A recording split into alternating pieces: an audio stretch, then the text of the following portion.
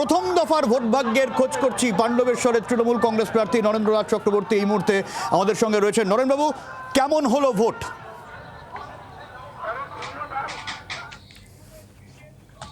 দেখুন, সকাল থেকেই মাঠে ছিলাম। মানুষ উৎসাহ ভরে বুথে এসেছেন।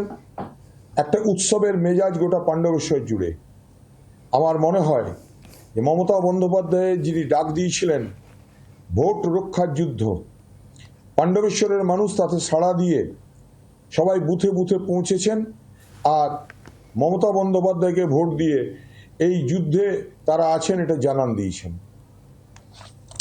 না, তার মানে আপনি বলছেন ভোট সার্বিকভাবে ঠিক হয়েছে, ঠিকঠাক হয়েছে, কোনো রকম কোনো অভিযোগ নেই এবং আপনি খুশি এবং কনফিডেন্ট?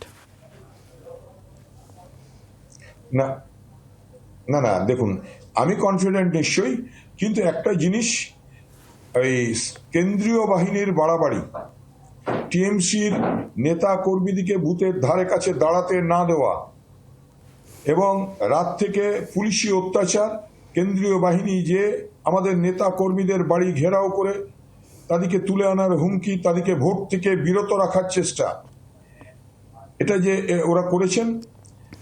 আর তাছাড়াও মানুষ কিন্তু আমাদের সঙ্গে ছিল, মানুষ রাস্তায় নেমে এসছেন এবং সকাল থেকেই এসবকে উপেক্ষা করে বাংলার মানুষ তথা পাণ্ডবেশ্বরের মানুষ আজকে কিন্তু রাস্তায় ছিলেন, বুথে ছিলেন, ভোটে গেছেন। আসলে আজকে তো টি-20 ম্যাচ হয়েছে, টি-20 ম্যাচে আমরা প্রতিপক্ষকে উড়িয়ে দিয়েছি।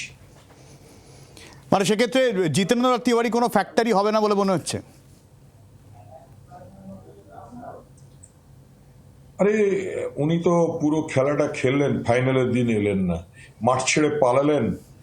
হ্যাঁ, আমি বুঝতে পারছি না অন্য কোনো দুরভিসন্ধি আছে কিনা, কারণ এর আগেও আমরা দেখেছি বিভিন্ন বিষয় নিয়ে অনেক চক্রান্ত করেছি বিরোধী এই বন্ধু আমার। হ্যাঁ, তবে আজকে উনি কেন মাঠ ছেড়ে পালালেন আমি কারণ খুঁজে পাচ্ছি না। হয়তো উনি আগাম খবর পেয়েছেন ভোটের রেজাল্টের।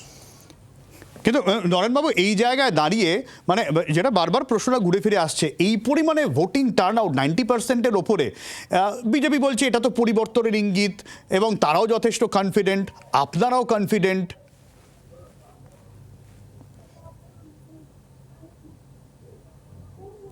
দেখুন, বাংলার মানুষ যে অত্যাচার সহ্য করেছে এসআইআর-এর নামে, বাংলার বিরুদ্ধে যে ষড়যন্ত্র হয়েছে, বাংলার মানুষ যেভাবে, বাংলার মানুষকে যেভাবে সন্তুষ্ট করা হয়েছে, আমার তো মনে হয় যে বাংলার মানুষ ভোট বাক্সের জবাব দিয়েছে। বাংলার আওয়াজ, বাঙালির আবেগ, জি 24 ঘন্টা।